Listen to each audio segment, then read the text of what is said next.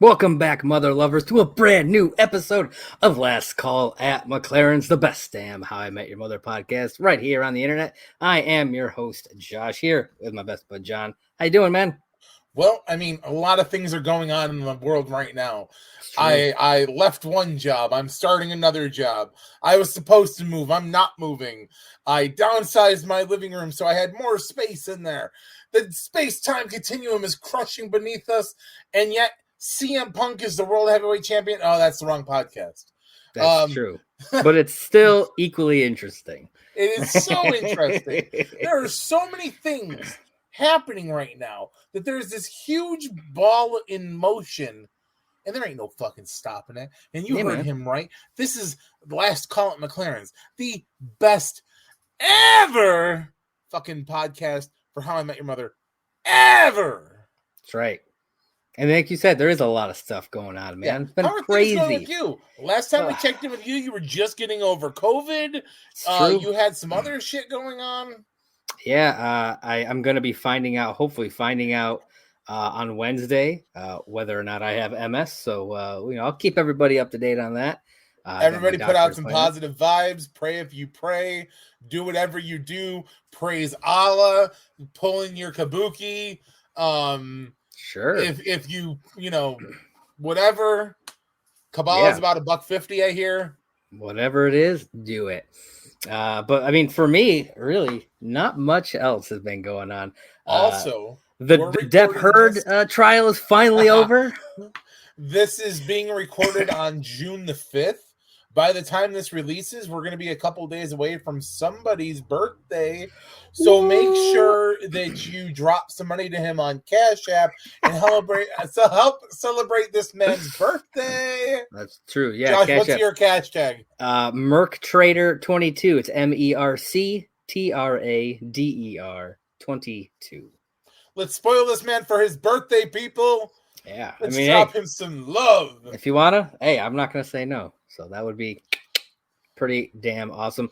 Another interesting thing that has happened recently, they put Morbius back in the theaters. What is that? Okay, so you're more into the whole comic book-esque side of things. Why did that happen?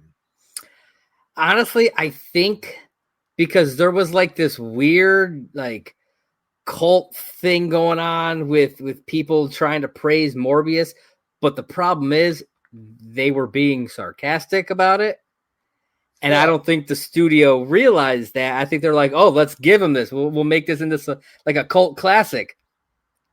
And for some reason they believed that it would work. And apparently it bombed. Like it only made like 85,000. I mean, that sucks that opening, yeah.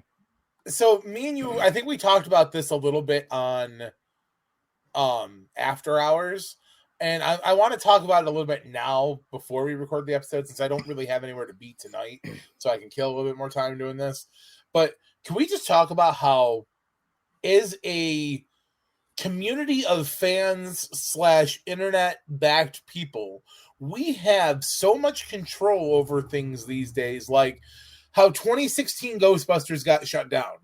And not because it was a bad movie, but because nobody wanted to appropriate the fact that a all-woman cast wanted to take a stab at it. Sonic got redone. Now Ugly Sonic has his own place in the Chippendales universe. But now Sonic has 2 movies, and Sonic looks phenomenal. So does Tails and Knuckles. Absolutely. If we, and I don't want to make this political, but if we as a congregative, is that the word I'm looking for? I don't know. It depends on the context here. A group of people, a congregation. If we were to be able to take and put our focus into the politics, the way we back movies or the Johnny Depp Amber Heard thing, we could I'm not going to say that properly. We could make some real change. Yeah, we could make a lot of change, the change that people want to see happen. Yeah. I almost said overthrow the government, and that is definitely not where I meant to go with that. That's true. But it is kind of what I mean to say at the same time. Anybody who knows me, I am I want to use the word anarchist, but I don't really think I'm an anarchist anymore. You're a free spirit, brah. Yeah, I mean, that's pretty much it. I'll bang my own drum and fucking march by myself if I've got to. It's true. Back in the day, that was an anarchist, believe it or not. Yeah. But nowadays, it's all like civil libertarianism and blah, blah, blah. And fuck you for taking this. And now we got cancel culture and Amber Heard shitting in people's beds. I mean, hey. I had to wriggle that in there. When you gotta go, you gotta go. I mean, was the bathroom that far of a walk? I mean, maybe. I mean, have you ever been so like blitzed out of your mind that you just almost were like, I could just pee right here? Right now, here on Last Call, are you saying that you have been so drunk before that you've just shit your bed? I've not shit my bed. I've definitely peed in places that I probably shouldn't have. I know you've peed in places you definitely shouldn't have. Oh, we'll save that story for a game of Never Have I Ever. That is one of my favorite reminders of drunken times. Yeah. If you want to hear me tell that story, leave some comments. Hit us up at Last Call HIMYM on Twitter, Anchor, Instagram. We have an Instagram. If you want to hear me pissing in random places, you let us know. Yes, I'll just hold a microphone up to you as you piss in random places. Not what I meant per se, but you know. It's like a weird form of ASMR. I'm sure somebody would be into it. All right, folks. I think it's time we get into this episode, season 2, episode 16, Stuff. Yeah, not double stuffed, just regular stuff. No DP? No DP, John. None of that for you. Not today. All right. So this episode first debuted on February 19th of 2007, directed by Pamela Fryman, written by Courtney Kang, who's a series-long writer. She's there for the entire run of the show. She gave us Slap Bet, which I think is interesting because we're getting to this episode where we get the second slap, and she's writing it, so I thought that was pretty cool. And then she goes on to give us episodes like Sandcastles in the Sand, The Sexless Innkeeper, Glitter, and many more. So a lot of like the Robin Sparkles storylines. Yeah, so like a lot of really good ones. It's Robin Sparkles for y'all. That's right. The summary for this episode reads: Robin is upset when she learns how much of Ted's stuff came from his exes. Barney gets revenge on Lily for making him see her bad play by putting on a play of his own. So before we start talking about the episode in that aspect, you ever kept anything from any of your exes? There's literally a question that I have inside of the notes, but that's why we can talk about it here. Yeah, I mean, there's plenty of stuff that I've kept from exes. A big one was, I mean, you know her, but the audience doesn't. My ex, Mary, made me a blanket and a set of pillows, and I still have them. Fair. Well, actually, I only have one of the pillows because one of them got peed on by my cat.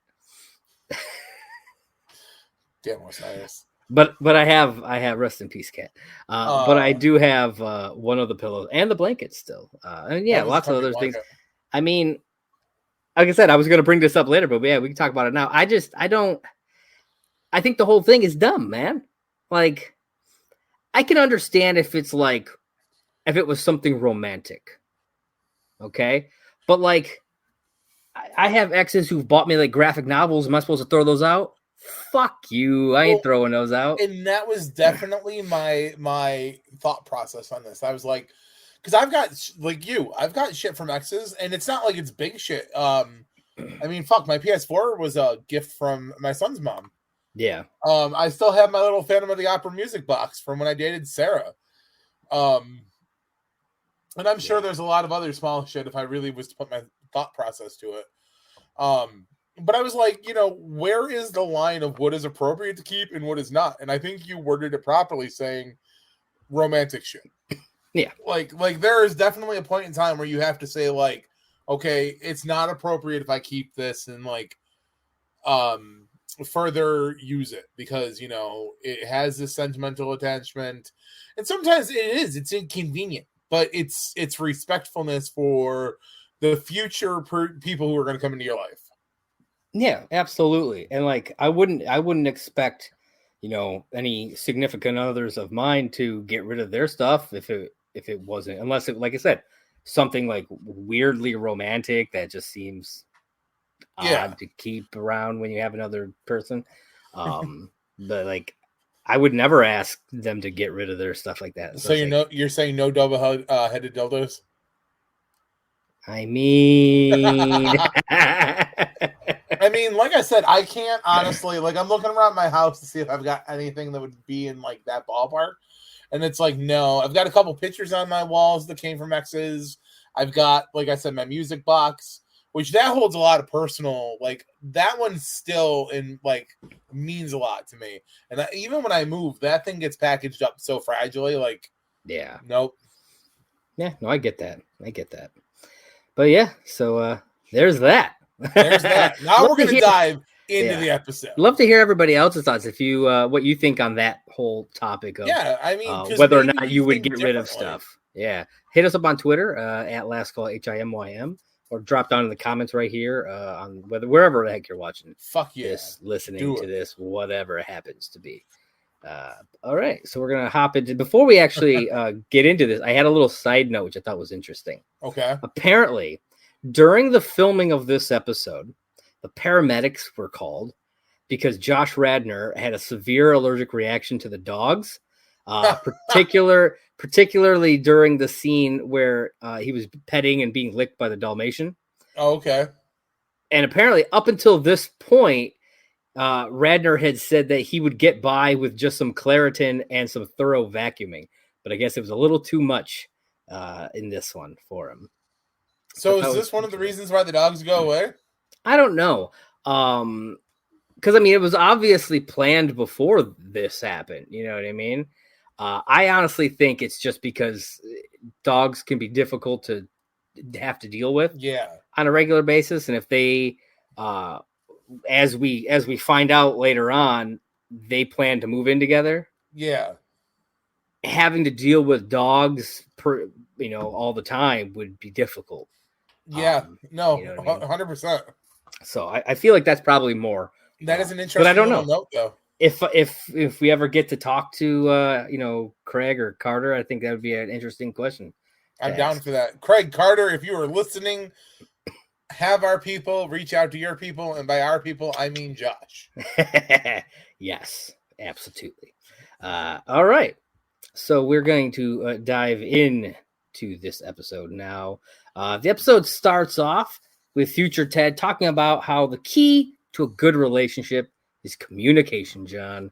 And I think that's pretty accurate. I would wholeheartedly agree with that. Yeah. So Ted and Robin are at the bar trying to decide where to go to eat. I've been in that situation many a time in my life. Ted suggests a place, and he kind of starts going on about the last time that they were there and how romantic it was. Except it wasn't Robin that he was there with. And then he tries to cover it by saying, "Oh, it was my sister." Weird choice, bro. I mean, yeah, weird but choice. I mean, Sharon and I went out to dinner a bunch of times. So, yeah, I mean, but it's the way he talked about it beforehand. Yes. And then he chose sister. Like, what are your thoughts on the whole, like, trying to avoid talking about your exes thing? You're talking to somebody who accidentally one time while you were there called one of my exes by the wrong name. I mean, that is true. Shit happens. I mean, it's kind of like Ted says, though, or Robin says it. There's a past before the present, and you have to respect the past. Yeah. You can't ignore it. Like, I mean, you can try. All it's going to do is, in my personal opinion, if you're going to ignore your past, there's obviously a reason. Yeah. I can be respectful to that, but at the same time, it's going to make me question things a little bit because I've been burned enough times to know that when somebody's hiding something, it usually means something's there for a reason. Yeah. And I don't want to get burned anymore in the world I live in, so I would question the living shit out of things. Yeah, no, I totally agree with that. What about you though? Yeah, I mean, I just be open. The whole thing, like you said, it's about communication. Just be honest. You know, you're both adults. You know, Hell yeah. they both know that this isn't their first relationship. You know, it's like I feel like it's just dumb to now. Don't go out of your way to be like, oh, and this and this and this about this person. But you know, if a mistake happens where you're like, you thought you'd gone somewhere with this person, don't try to be like, oh, that was my sister. No, come on. Just be upfront about it. Like, oh, I apologize. It must have been with, you know, one of my exes, you know. But maybe you go there sometime because it was really nice. Hell yeah. And that's the thing. I can't tell you how many things Sam and I did in Buffalo. If I was to try and ignore every one of those, I would never go to Buffalo anymore. Yeah, exactly. And like we kind of talked a little bit about this when we did the How I Met Your Father episode, where they all go to that one restaurant. Yes. And honestly, I've already forgotten his name. Josh Peck's character. We find out that he took his ex there. Like him and his ex were there. Yep. And he lied about it. And it's just like, just be upfront about it, you know? Yeah. So don't make it weird. From somebody who used to have like a lying problem, like it's one of those things where I'm like, sometimes I get it. Sometimes you don't want to fight. So you just ignore it. And you're like, oh, it was a different time. Or no, that didn't happen. But all that does is lead to further problems down the road. And you don't want that shit. Yeah. Be open and honest with the person to start. They're either going to respect it or they're going to get pissed off. And either way, they've got a fucking lifetime to get over it. And if they can't respect that you were being honest, then you need to reevaluate the relationship you're in. Yeah. Absolutely. No, I mean, you don't want to go too far. Like Ted goes a little too far later on, which we'll get to. I don't think he was going too far, though. I do. It's something that was very unnecessary. Like that is true. It was unnecessary, but I loved it for the purpose it served. Well, yeah, it's funny for us to see on the outside, but like, if you know, if your girlfriend did that, I know you. And that would not make you happy. She's like, oh, you see that guy over there? Yeah, I made out with that guy. And you'd be like, oh, I'm going to go knock that guy out. You know what I mean? Like, I know you. So, like, that was something like Ted was on one side of the extreme where he's like hiding it. And he jumps. Yeah, complete overcorrection. He just jumps to the complete other side with it. Yep. Yeah. So Ted being a douche. Yeah, pretty much. Douche. So we wind up going through a few different scenarios with Ted and Robin, where Ted's doing the same kind of thing. You know, he's remembering events that he did with other women, and thinking that they are Robin and saying that it was his sister instead. And finally, Robin finally calls him out on this for always saying that it's his sister, because she knows what he's doing. You know, it's not like it's slick or anything. It's not like he's a fucking, you know, master magician. He's hiding shit. And then she's like, you know, it's silly to act like they haven't dated people. Yeah. Like we were saying, you know, that's 100%. Like, we're not stupid, you know. Like, just be honest with people here. Now you said, you know, obviously the whole, you know, we've called girl by the wrong name thing, but have you ever done what Ted is doing, where you remember things incorrectly like that, where you're like, you think you did this thing with the girl you're with, but it was actually with a different one? I definitely did once. And I can't remember what we were doing at the current time, but we were talking about making plans, and I said, oh man, I said, if we're gonna do that, we should totally go and grab a milkshake at this place, because I remember the last time I was there, it was a blast. And then I remembered mid-conversation that it wasn't the person I was talking to. It had been Sam that I went and had the milkshake with. Yeah. And I was like, fuck. Yeah. But the person was very understanding, and like they weren't a bitch about it. She was kind of like, oh. And I was like, it happens. I'm sorry. Because we had an agreement that we wouldn't talk about exes, which is kind of funny, because then she ended up going back to her ex. It was a total situation. All about hiding things, you know. You know, it's That's all. It creates bad news bears, man. Bad news bears. Bad news Go bears. Bears. That's right. So then at the bar, Ted stupidly points out, this is what I was talking about, points out a girl to Robin and says 3 years ago he made out with her. I made out with her. And Robin gets mad and walks off, calling him a jerk, leaving Ted at the bar, very confused. The fact that Ted doesn't understand what he did just shows how oblivious he is. Like, now, see, here's the thing. I see it on both sides of it. I saw him doing like the. Okay. I think you see it on his side because you've probably done it, or at least could see yourself doing it. I've had it done to me, so yeah. But it was the moment where I'm just kind of like, okay, you want to be real? Fine, let's be real. That would be like me pulling out like. Yeah, but I don't think he was doing it like, oh, you want to be real, so let's get real. I think it was just him like thinking, okay, we're able to talk about this stuff, and he just blurts it out without thinking. Maybe they should have filmed this line as him being like a joke. Maybe it could have been a joke instead. Like, oh, you see that girl? I made out with her 3 years ago. And then Robin gets pissed. He goes, see? I knew you wouldn't want to talk about this kind of thing. That was a test. And she's like, you're a jerk, and then walks off. Yeah, maybe. I think though it would put Ted on too high of a pedestal leading into where we're going in the episode. You know, I think they want him to look like he's kind of the bad guy at the moment. I mean, he is the so bad that guy you start to side with Robin when she's all complaining about him having the stuff. Yeah. But I don't side with her because we talked about this. Like, I don't think you should have to get rid of your stuff, depending on that. Like, none of the stuff that he mentions, I don't think any of that. No, should have been. And the thing is, though, even Marcia and Lily know that stuff has been hanging around the apartment for like ever, and not one of them's ever said anything about like, you know. I mean, I doubt that they would because they're not banging Ted. That is true. That we know of. That we know of.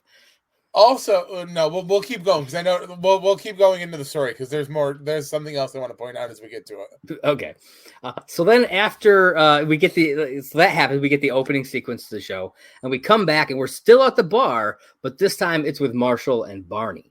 Yeah, Marshall is playing a game of Would You Rather with Barney. This is the game that we first saw from Bilson back when Marshall started working there with Barney and them, and they would do this, and they'd make him choose between like two girls or whatever, and he'd be like, go. So like this is the first time that we're seeing Marshall really doing this.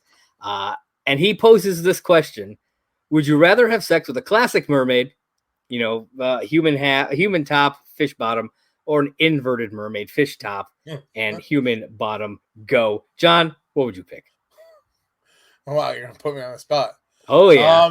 Honestly, I'd probably go for the classic mermaid. Absolutely. But at the same time, raises the question of, though, how good do you think a fish head blowjob would be? I guess it depends on the fish. Let's say a bass. Bass. Always comes back to fish with Marshall. I barely know her. Oh! Always comes back to fish with Marshall. Just saying. It does. Just saying. But, I don't... Like, okay, yes, you could have like regular sex and anal sex with the fish top, human bottom version, the inverted one. Yeah. But I don't know if I could do that knowing that it's literally a fish top. Like there. Like I think that would freak me out too much. You know what I mean? Like, I don't know. I think it would freak me out a little too much. Whereas like mermaids, it's just a fancy tale, It is. That's okay. And you can do a lot of other stuff with with the top half. So I'm just saying, man. When you said we should start a How I Met Your Mother podcast, I did not in a million years think that we would be having conversations like this.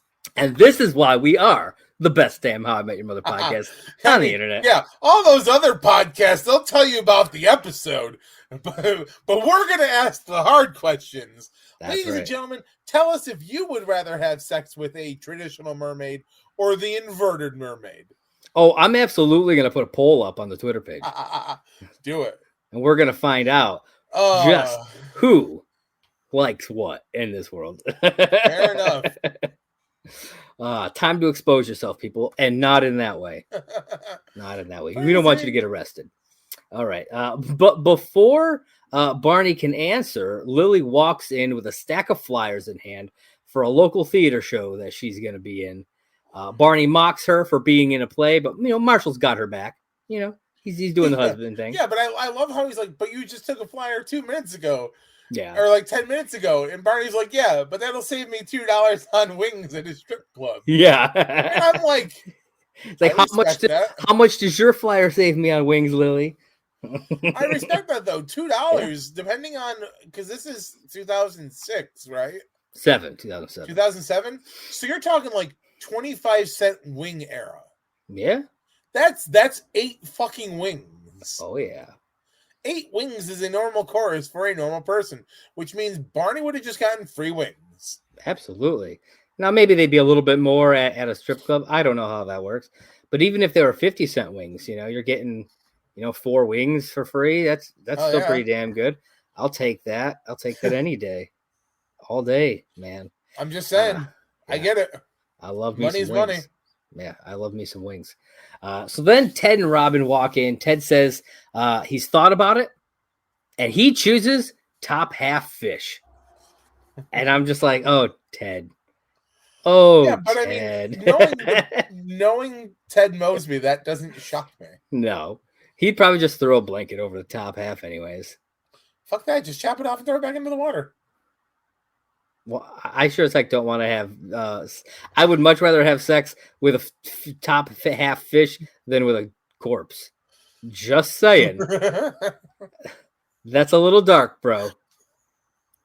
We at Last Call at McLaren's do not condone necrophilia. Just putting that out there. Oh, okay, but that raises another question, though. Does the fish head have to be submerged in water? Good point. Good point. Maybe you just have to do it in water. So just go into the ocean and just get all up in the ocean. Bang the chick in the lake once. And you know what? Maybe that would work out. You're in the ocean, right? But they're bent over, so no one's even going to see them. You look like a guy who's just doing water aerobics. Yeah, I'm just doing lunges. 1, 2, 3. What are you doing out there? Water lunges.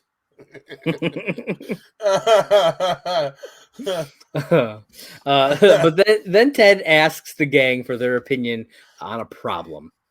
And earlier in the night, while at Ted's place, Robin asks him for some moisturizer. He said moist. He says that there's some in the bathroom because you got to keep that face nice and moist. And we cut back to the bar. Lily is freaking out because she hates the word moist. Yep. And Barney finds this quite entertaining. It starts the C storyline to the entire Yes, and it comes back in a brilliant fury later on. Have you ever met anybody who does not like the word moist? Yeah, I'm pretty sure Mary hated the word moist. Yeah, I think she was one of them that did not like that word. But yeah, I've met a few different people who I've met a few. Not a fan of the word. Usually, it's not a word that comes up like in an everyday situation. I do remember I worked with somebody at Walmart though who hated the word, and we used to talk about baking cakes all the time just because. And I'd be like, "Oh, I gotta go get the extra moist cake," or Yeah. I know that there's a name for it, like when that phenomenon of people who like it literally makes their skin crawl when they hear certain words.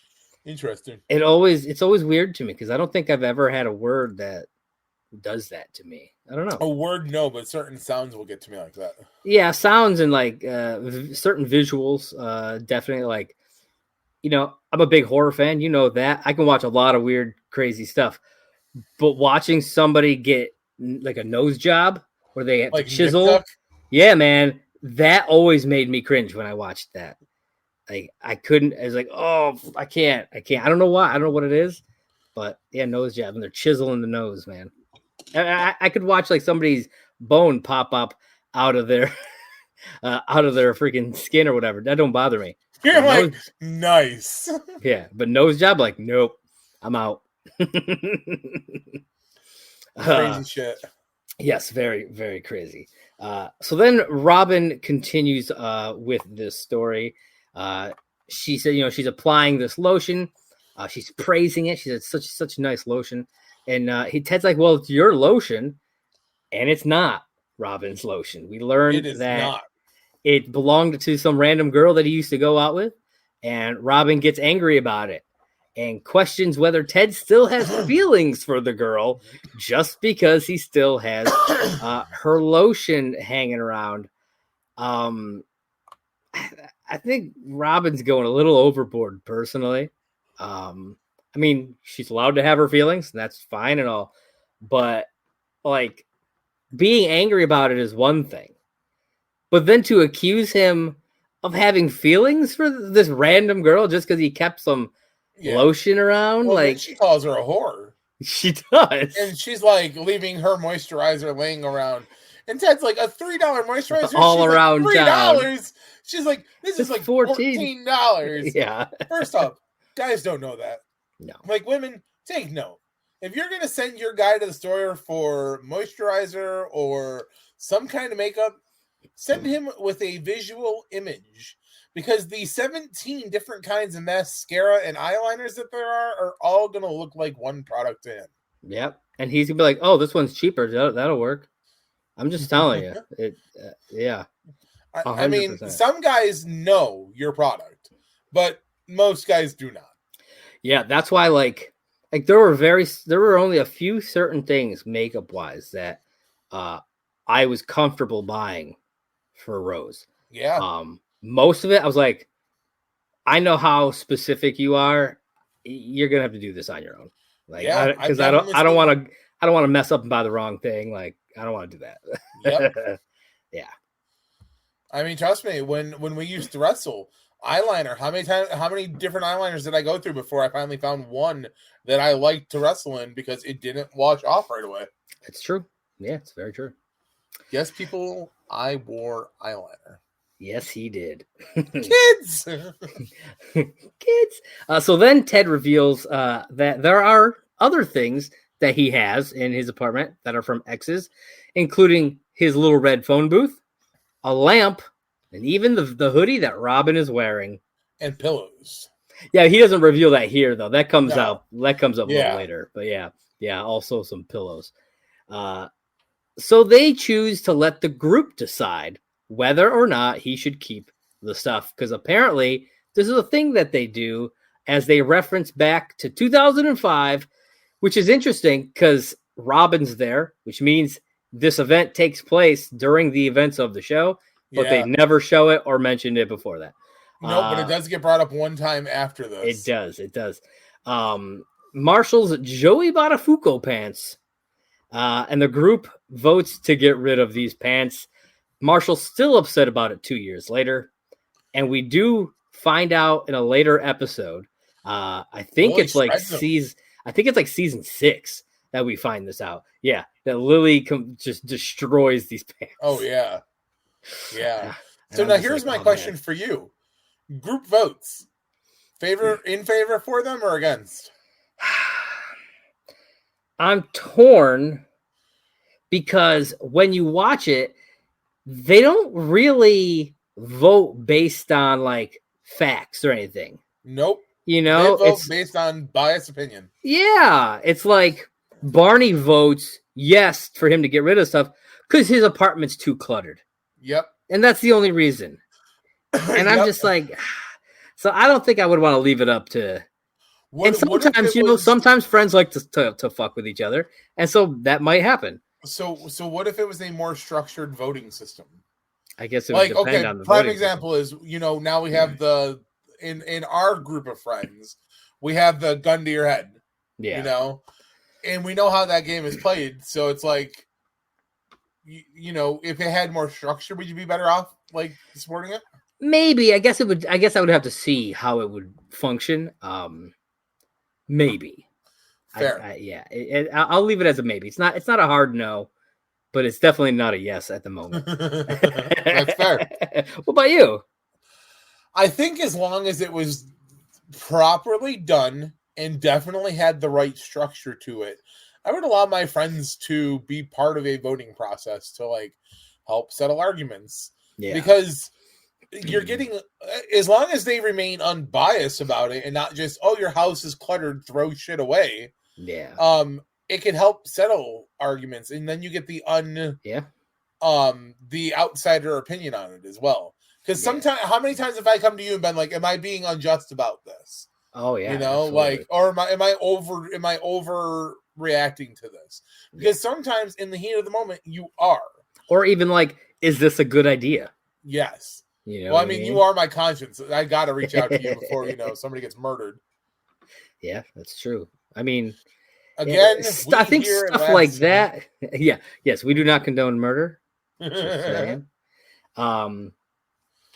it's a murder podcast, you can listen to all those that you want. There's some good ones out there. But this is not a murder podcast. No. I don't think anybody gets. Does anybody get murdered on the show? We never know what happens to that one lady in Ranjit's car. John Lithgow's wife. Oh yeah. My cell service mysteriously stopped. Yes, mysteriously stopped. Yes, that would be hilarious if like they did like a reunion show and they just show he's still driving with her in the car. Ranjit killed a man, woman. Whoa, man. Oh, whoa, man. Yeah. That there you go. I don't think there has been a death or a murder at least. There might have been a death. There's definitely been death in this. I was gonna say there's definitely death on the show, but I don't think there's been a murder. So, which I think could have been interesting. Just saying, could have mixed it up a little bit. I mean, this isn't Scranton, man. Right? Yeah, the Scranton Strangler was all over the place. Toby just right there in plain sight. I'm telling you, that's who it was. Ladies and gentlemen, hop on over to Last Call HIMYM anywhere and tell us, who do you think is the Scranton Strangler?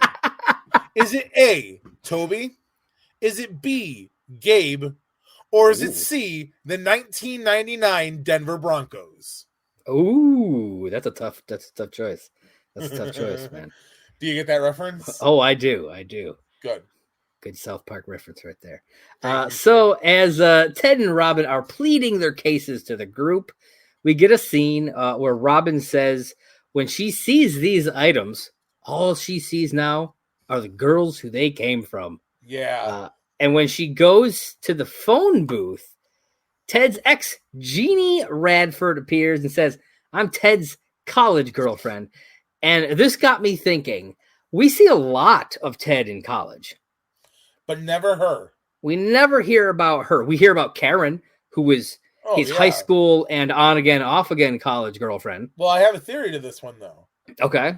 He made her 12 mixtapes. Yes. He got stalkerish.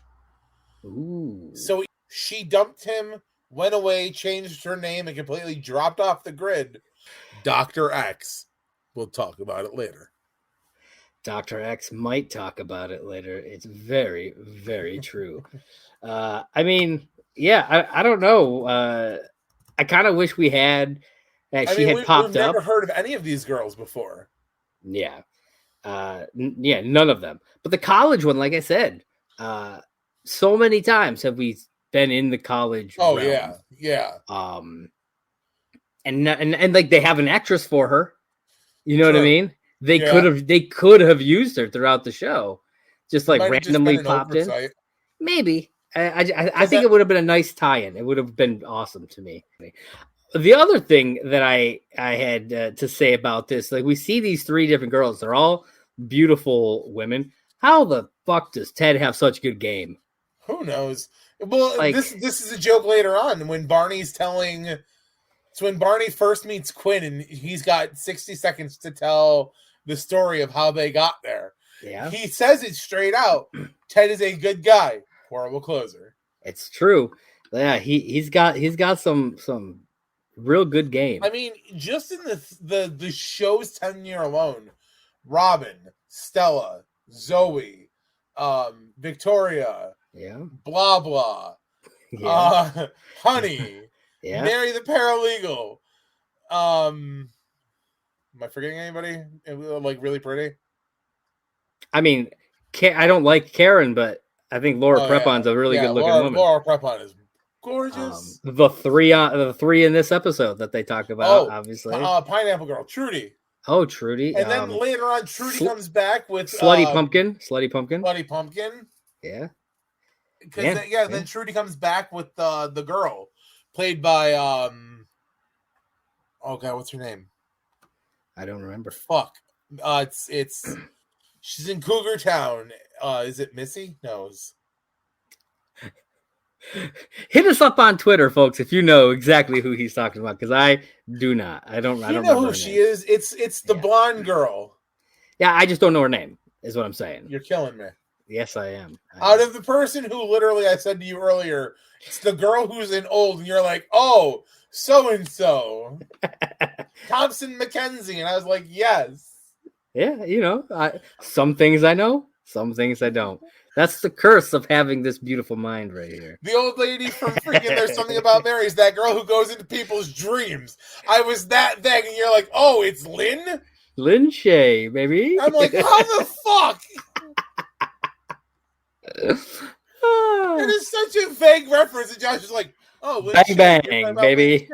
Bang, bang. You gotta love it. Jeanette, that's another one. She's good looking. Dude, she's crazy. But she's good looking.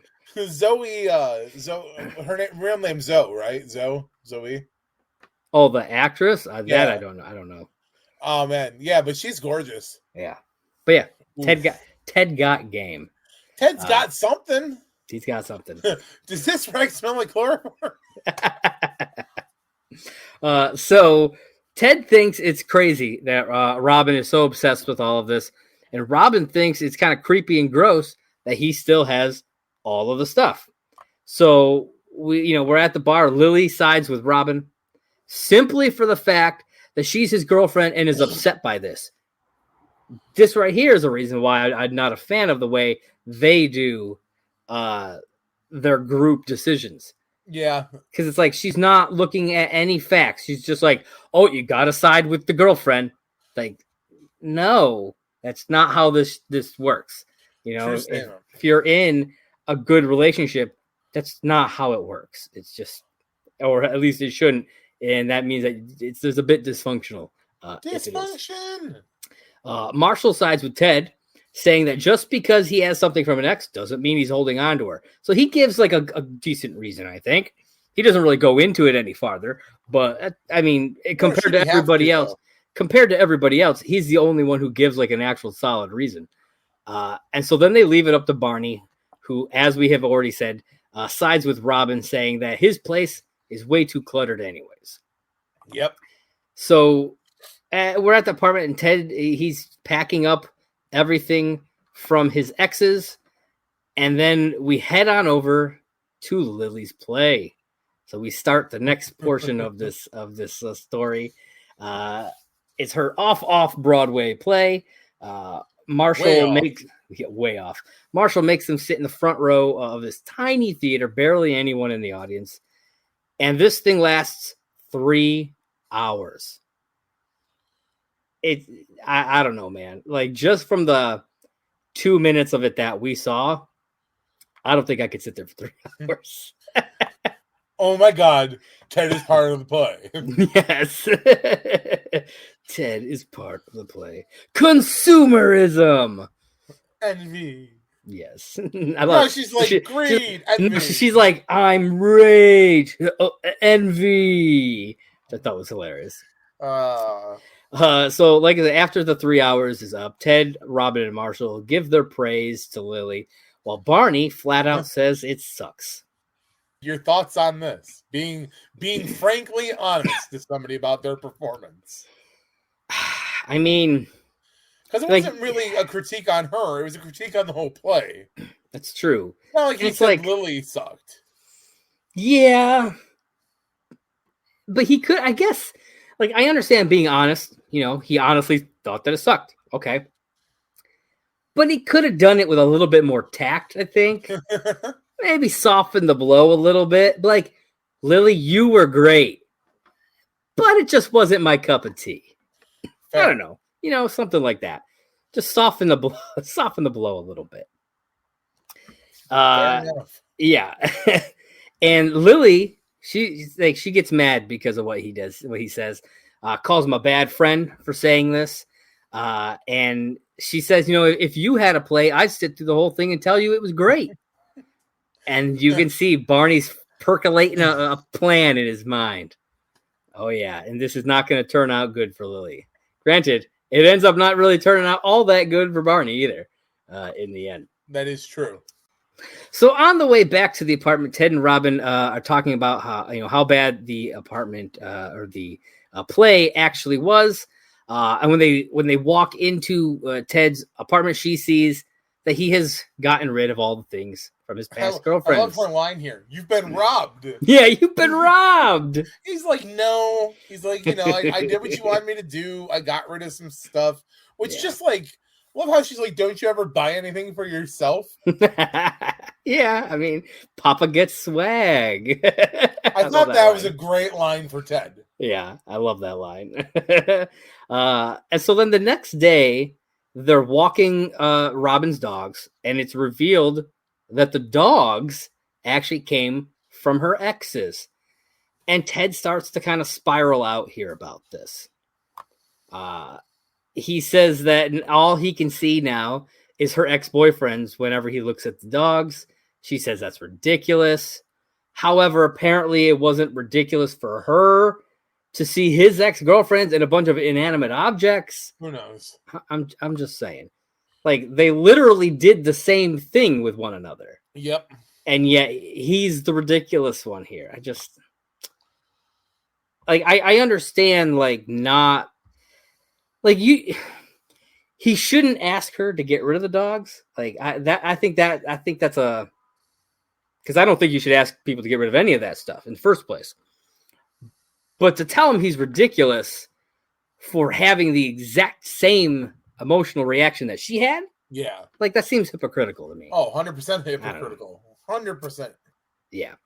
And so then she then makes her own rules to justify keeping the dogs while making Ted get rid of all of his stuff. Yep. Yeah, like I said, I don't think she should ever have had to get rid of the dogs, but the whole thing is hypocritical on her part. So I will say the one thing that I agree with when it comes to it not getting rid of the dogs because they're there because of the ex, but I do think having 5 dogs in a small apartment in New York City is a bad decision. Yeah, especially because she's never home. Yeah, she's not. It's very, very rare. Most times she's out. Like if she's not working, she's out at the bar. Yeah, or at Marshall's and Lily's. Yeah, exactly. So then Ted makes the mistake of saying that she should get rid of the dogs, and so they should bring it to the group, for a decision. He thinks that he's got this on lock. That they're definitely going to side with him on this because of what they just decided for him. Yeah, and they 100% swing it the other way. Yeah, unanimously vote that Robin should keep her dogs. So throughout the scene where Ted is seeing the dogs as people, I thought this was hilarious because like the dogs are like the people are doing normal dog things. Yeah. And it just cracked me up. And it reminded me about what comes later with Scooby. But he's like a real person. Yeah. Dude, I thought the same thing, especially because like you said, Scooby's an actual person. Yeah. And he just happens to be simple and has some characteristics that fit to a dog. Yeah. I mean, Robin likes dogs. No comment. But yeah, that's what it made me think of. We get other scenes with the dog people, I guess you say, in this episode, and it always cracks me up just what these guys had to do. My favorite one is when Robin and Ted are in bed, and the one comes in, he's like, "Hey, I gotta pee." Yeah, he just gets his head right up in there. Yep. Well, the reason I think it's funny is because that means that actor got to rub up on freaking Colby Smothers a little bit and just be like, "Hey, Hey, I gotta pee. Hey, man, he got to rub up a little on some Josh Radnor, too. I mean, hey. Hey, man, Ted got game. Just saying. Oh, shit. So, like we said, the group unanimously votes that Robin keep the dogs. Oh, yeah. And then Barney hands out some flyers for his one-man show. Show. He expects them all to be there. So then back at Robin's place, she apologizes to Ted for not telling him about the dogs. He apologizes to her for asking her to get rid of them. And then Ted begins to get jealous, and he starts seeing the dogs as her exes again. It doesn't last very long. And then we go over to Barney's play. And before it starts, Robin tells Lily that, she's thinking about getting rid of the dogs, and that she may send them to her aunt's farm. First off, I love how she phrases it beforehand, though. I want to send them to the farm. And Lily's like, you're going to kill them? You're going to kill your dogs? No, my aunt has a farm. Where she lives with her friend. No, she says lover. Does she? Then why does she get so confused when Lily's like, oh, they like dogs? I think it's because she doesn't see, like, to Robin, it's no big deal. But Lily is saying essentially that, lesbians like dogs. Fair. Like making a stereotype. Well, because I thought about and that. I think that Robin's like taken, like, kind of caught off guard by that. I think that's the way I took it. Her aunt comes back up one more time in a later episode. Yeah. And that's when it finally sinks into Robin that her aunt is gay.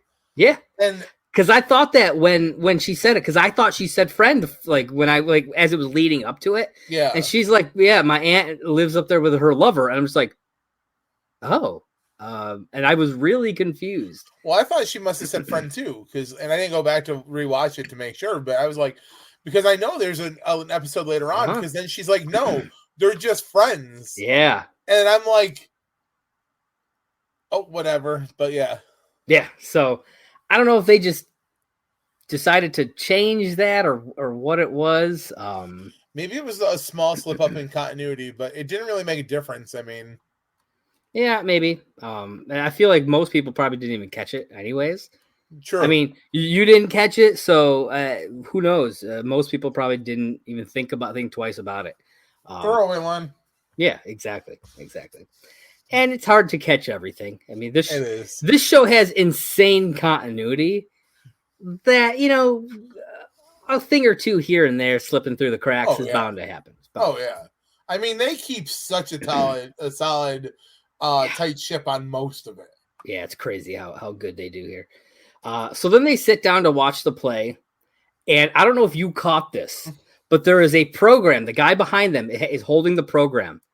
And it tells you what the name of his one-man show is. Did you catch it? Moist. No, it is not. No? What's it called? It is called Skit Lily. Yep. Oh, that's good. Never caught this before, and all the times I've watched it until doing it for this show. That's great. Yeah. I think I caught it before, but for some reason I thought he named it Moist just because of Lily. I mean, that would have makes much more sense. Yeah, it's just big black letters on the front of the playbill. It says "Suck It, Lily." Yep. I was like, I love how the play starts out with him putting a chair down, and then he goes full captain pose, and he just goes moist for 40 minutes. 40 fucking minutes. Now I gotta say this, man. I give him props for being able to do that for 40 minutes. I'm just saying, like, that's impressive. I mean, it's sheer talent. Yeah. And the 40 minutes of moist is followed up by another 20 minutes of squirt gun action. Yeah. Oh, and I love how Marshall gets really butthurt. He's like, I never get picked for crowd participation. Like, are you fucking kidding me? He's squirting your wife in the face with a squirt gun. Yeah. And it's funny, he squirts her like maybe 4 or 5 times. He's like, hold on. I got to refill. Yeah. If he does this for 20 minutes, that means he's like running back and refilling like every 30 seconds or so. I thought about that too. I was like, man, that means he's got to run back and like refill that thing a few times. Oh yeah, he should have. Like, it's funny with the little gun, but he should have had like a big old super soaker or something. I was thinking that, but that would have gotten her too wet. That's probably true. If I mean, he did tell them to wear a poncho because the first row gets wet. But the funny thing is, though, if he'd used the super soaker, it would have been like an immediate, like, you're drenched. That's true. That tiny little squirt gun squirts you with that one little stream. It's an extreme annoyance. Yeah. Because then it hits you, and you're like, okay, well, that was fucking inconvenient. But it's getting you straight solid. Fucking hilarious. Yeah, for 20 minutes. And then he goes into like, and that's just the first hour of this very long show. Just the first hour. Yeah. Yeah. Then we see him dressed as a robot, which is the robot I thought was hilarious looking. And I was reading that it's supposed to be like inspired by the Tin Man from Wizard of Oz. Oh, okay. Yeah, which makes sense because he talks about like like not having a heart at one point. Yeah, and like how he falls in love later on. That's kind of part of it. So I was like, oh, okay. He's just kind of taking the Wizard of Oz for that. Okay, that works, I guess. Kind of making it his own. And then he comes out with a recorder, and he's playing that really badly. And all the while, the rest of the audience has left. At this point. Everybody has left except for the group. They're the only ones still there. I was honestly shocked that more people besides the group showed up. Yeah. I mean, it's New York City. People get, he probably handed out the flyers. People are like, oh, okay, I'll check this out. Sure. And then they do. That like how there were some random people at Lily's play. Yeah. You know what I mean? People are like, yeah, I'll check it out. And I don't know if Barney was charging anything for it. Sure, but probably not. But he did get some people to show up at least. It was crazy. Yeah. So at this point, Lily has had enough. She gets up, tells him to stop, and says, she's sorry. She's like, I'm sorry I've ever made you come to my play. He then guilts them into staying for the rest of his show because they were going to leave. And it's obvious that this actually means a lot to him. It's not just, a prank to him. Like, he could have been like, ha, that's right. I got you. Okay, now we can be done with this. No, he wants them to see what he made. He did put work into it. He did. He put a lot of work into it. And so I thought that was interesting that we kind of see a little bit of that side of him here. It's kind of shining through. And so then Ted heads back to his place. Robin meets him there. And this is the next part of this portion of the story. Things kind of turn around here. She tells him that she gave the dogs to her aunt. Yeah. And he's like, oh, wow. And now he doesn't want to let her in the apartment because as we find out, he never actually got rid of all his stuff. And instead, he has now put it all back. He obviously was all back. He was obviously mad enough at Robin that he's like, fuck it, I'm putting all my stuff back. Because if she's not going to get rid of these dogs, I'm not going to get rid of my stuff. Yeah. We don't see that like conversation with himself, but that's I feel like the only way that he would put all that stuff back together. Agreed. They then have an epic fight that kind of goes on so long that they end up coming to an unexpected conclusion. They're going to move in together. Which, sure. Yeah. Your reaction is the exact reaction that should be expected from this, because it's just like, I know I've been on the both sides of it where like I've dated somebody long enough where like moving in is the option. Yeah. And it doesn't fix shit. But I've also moved in too early and that doesn't fix shit. It's true. Yeah. I mean, I was with a girl for over 4 years, moved in, 2 months later, we were broken up. I mean, that is a true statement. It happens, unfortunately. So listen, I said it perfectly today to a specific somebody. I can code name it to where you'll understand. I was texting Side Piece earlier and literally said the following words where I was like, it's events like last weekend. They remind me why I enjoy being single. I can come and do what I want to do. I can go where I want to go. And the only person I have to explain shit to is myself. I don't have to apologize for accidentally over flirtatiously saying something to somebody. I don't have to be somewhere at a certain time if I don't want to be, and I can spend money on whatever the fuck I want to as long as my bills and my rents are paid and my kid is taken care of. And those are the most important things to me. If somebody wants to get into my life, they will understand that 1, I am a nerd and I have things that I want to buy. 2, my kid comes first. And 3, I will, and I repeat, will not change who I am anymore. That's fair. Yeah, I dig it. Snap into a Slim Jim. Boom. So then they tell the group, and Marshall and Lily are super excited about this, while Barney is not. I mean, he knows, though. Yeah. Barney's displeasure, however, does come back later on toward the end of this season in the episode Moving Day, where he actively tries to sabotage them from moving in together. I mean, he does pretty damn good. He does. He steals the truck and shit. We'll get there, though. It's actually not that. It's like 2. Actually, I think it's only like 2 episodes away. Yeah, it is. I think it's the 18th episode. So we'll get there shortly, guys. Put on the suit. What suit? Yes. Open the door. Oh, okay. Hold on. Put on the suit. I'm not there yet. Oh, come on, man. If this isn't Barney, how will I know who to look for? I look like Barney. I look like Barney. Yes. So then to end the episode, we're back at Barney's play. This is my favorite part of the whole episode. And it's the last scene. We're back at Barney's play. He's dressed as the robot again. He's doing like the love scene that he mentioned. It's the toaster. Marshall just gets up. Like you can tell he breaks into tap dance first. Yes, that's right. Barney does do a tap dance. That's right. But Marshall, you can tell he's just done. You can see it on his face.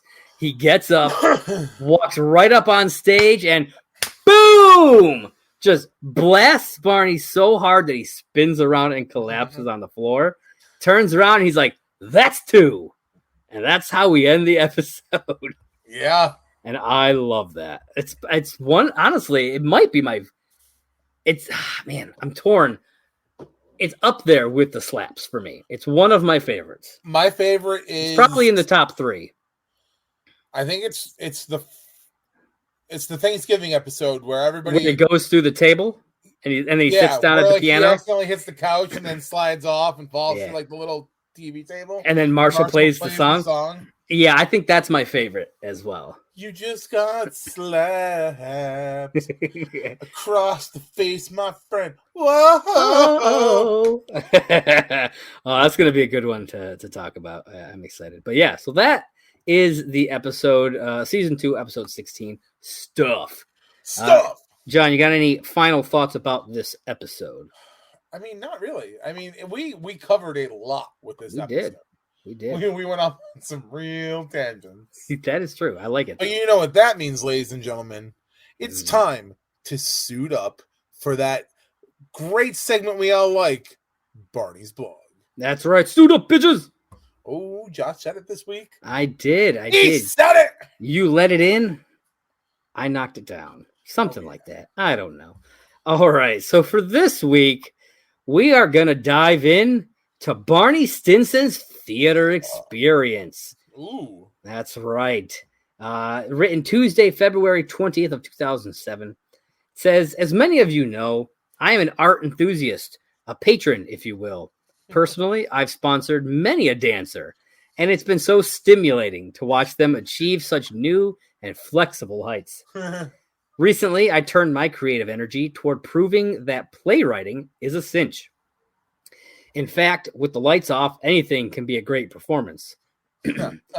So may I humbly present to you excerpt selections from the Barney Stinson Theater Experience. Copyright 2007. Love always, the Barney. Okay. So what do we got? So it is a little excerpt from his play. Okay. So I'm gonna go through it. I'm gonna be reading the stage direction, and I'll be Barney as well. Okay. So it says, so you gotta envision this. Gotta get into your mind. I'm gonna close my mind. I'm gonna close my eyes and feel this. Okay. Curtain up. A handsome gentleman saunters onto the stage. Cuckoo cachoo. Then it says, me. Moist. Moist. Moist. Moist. Moist. Moist. Moist. Repeat for 40 minutes. That says, costume change. Robot. Cornelia Danelia. Me continued. Car factory. Layoff. Lost and alone. Oil change. WD-40. Robot walks stage right or left. In a robot manner, pick up watering can. Pour some water in flower pot. Special effects. Flowers sprout. Robot surprised. Robot smells the flower. More surprise. Improvised dance for 15 to 20 minutes. Me continued. Feelings.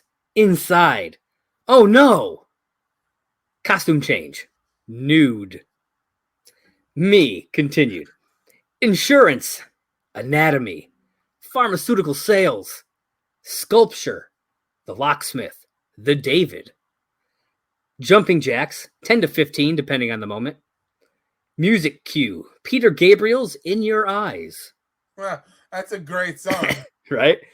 Costume change. Judge's robes. Me continued. I object. Sustained. Overruled. Counselor, where are you going with this? I'll allow it. I rule in favor of the plaintiff. You must give the defendant one hug of a bear variety. Costume change. King of England. Me continued. Hear ye, hear ye. From this day forward, I do hereby declare that the third Monday of every month shall be... The king drops dead. Light cue. Shut off. Cue. Applause and adulation.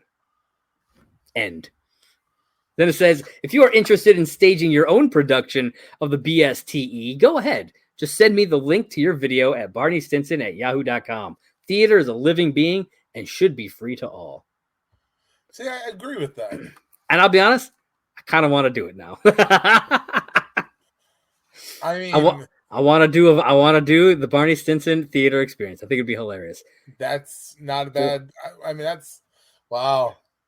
40 minutes of moist, and I'll make up my own stuff within it to fill it out. Yeah. How was that for your mind palace, John? My mind has officially been blown, and I feel like you know me, I've definitely taken in my fair share of Broadway type stuff. I would say that experience, sir, was like quinoa. It was like a power food for my mind. I love it. You heard it here, folks. Power food for the mind. And I think that's about as good as we're going to get on this here episode of Last Call at McLaren's. John, why don't you tell everybody where they can find you? I'm going to keep it simple. Hop on over to Twitter. Find me at Simply Sane J1. I have a website link to my blog. Go ahead, check it out if you want to. If not, fuck you. I don't care. Josh, where can people find you? You can find me on Twitter at JP Raynor. That's JPRAYNOR, as well as at Movie Blog Merc. That is the Twitter page for my site, Merc with Movie Blog. If you're watching this on YouTube, you are on the Merc with Movie Blog YouTube channel. So be sure to hit that. Be sure to hit that like button, smash that subscribe button, and click that little bell wherever the hell it is on the screen right here. If you're listening on podcast form, whether it be Anchor or whether it be, what do we got? Apple Podcasts, Spotify. There are ways to reach out there. On Anchor, you can leave us a voice message, which would be fantastic if you did. We'll play that on air. If you're on Apple or Spotify, you can leave a 5-star review, and we'll read that. It's also available on all the other podcast platforms out there. So whatever you listen to, it's great. Just please, like it, share it, subscribe, whatever you can do to help us out. There are a shit ton of ways to reach us. Absolutely. And be sure to hit us up on Twitter at Last Call, HIMYM. We also have a Patreon, patreon.com/lastcall HIMYM. And we now have an Instagram at that same handle, Last Call HIMYM. Be sure to hit us up on all of those. Yeah. And if you got any questions, comments, concerns, let us know. But I think that's all I got for him, John. What do you got?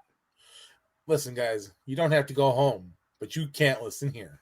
That's right. Catch you next time.